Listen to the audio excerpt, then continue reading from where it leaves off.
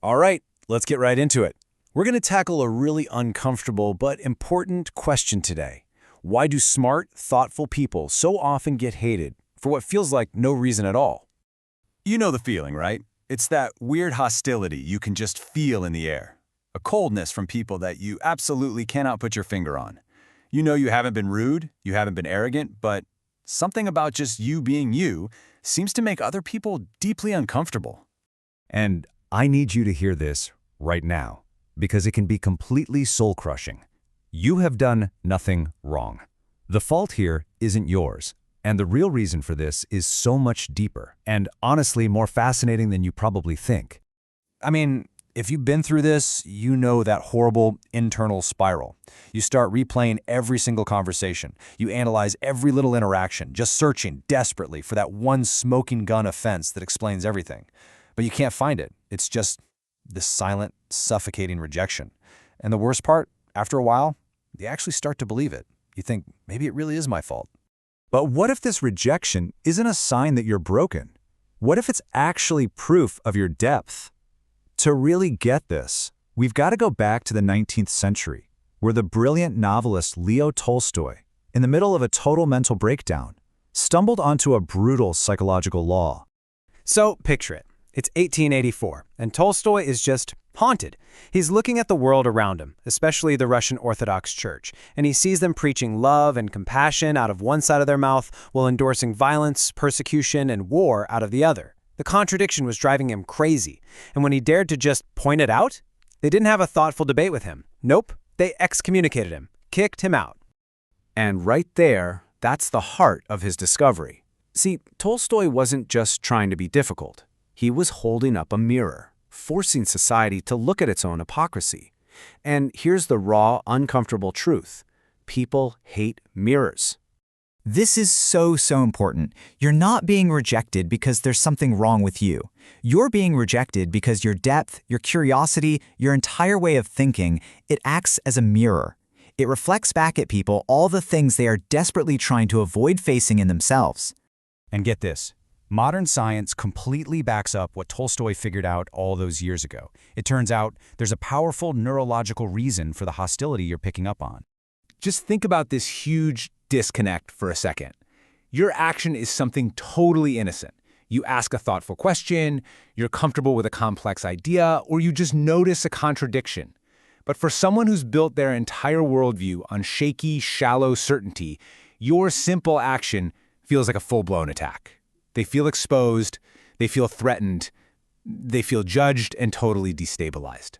And this isn't just some poetic idea. It's real. Neuroimaging studies, where they look inside your brain, show that when someone feels socially excluded, it activates the exact same region of the brain that lights up when you break a bone or touch a burning hot stove. The threat your presence represents to them registers in their brain as actual physical pain. Your existence literally hurts them. So how does their brain cope with that pain? Well, often it uses a defense mechanism you may have heard of, psychological projection. They take all their own unacceptable feelings, their insecurities, their fears, their secret self-doubt, and they just dump them onto you. So if they're struggling with being dishonest, suddenly they see you as manipulative. If they're drowning in self-doubt, they'll call you arrogant. And to make it even worse, our brains do this other thing called the fundamental attribution error. It's basically our brain's laziest habit. We explain someone's behavior by judging their character, not by looking at their situation. We see a messy yard, and our first thought is, they're lazy, not, hey, maybe they're sick or going through something awful. When people judge you, they're not seeing the real you. They're just filling in the blanks with a story that makes them feel better. So why? Why are our brains wired up this way? To really get that, we have to zoom out and look at our deep evolutionary past, at this ancient battle between the need to belong to a tribe and the need for truth. Think about it. For hundreds of thousands of years, our survival depended completely on being part of the group. If you were accepted, you had protection, you had food, you had a chance to have a family. But if you were kicked out of the tribe, that wasn't just lonely, that was a death sentence. And your nervous system is still running on that ancient, terrified software. And what's truly wild is how ridiculously easy it is to trigger this tribal instinct. There are these famous experiments called the minimal group paradigm. Researchers bring people in and divide them into groups based on something totally random and meaningless, like which of two paintings they prefer. And instantly, people start favoring their own group and getting hostile to the other one. A silly, meaningless label is all it takes to create a powerful us versus them. So once you've been labeled as other, as part of that outgroup, this nasty little cognitive bias called hostile attribution bias kicks in. It's the tendency to see everything you do in the worst possible light. If someone from their in-group bumps into them, it's an accident. But if you do it, oh, it was on purpose, you were being aggressive. Your intentions just don't matter anymore. You've already been categorized as a threat. Okay, so we're stuck in this brutal psychological and evolutionary system. It sounds pretty bleak, right? So what on earth do we do? Well, Tolstoy proposed a pretty radical solution for breaking this whole cycle. He called it the law of love.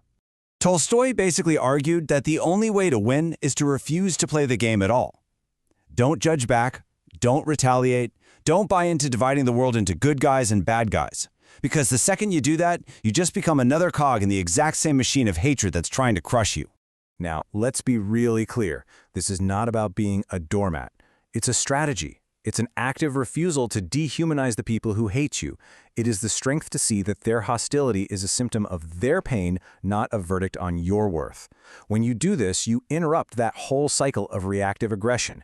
And maybe most importantly, you protect yourself from becoming the very thing you despise.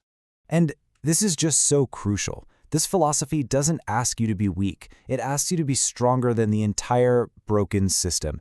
It asks you to see right through the projection and the bias and the fear, and to simply refuse to let someone else's unresolved pain write the story of who you are.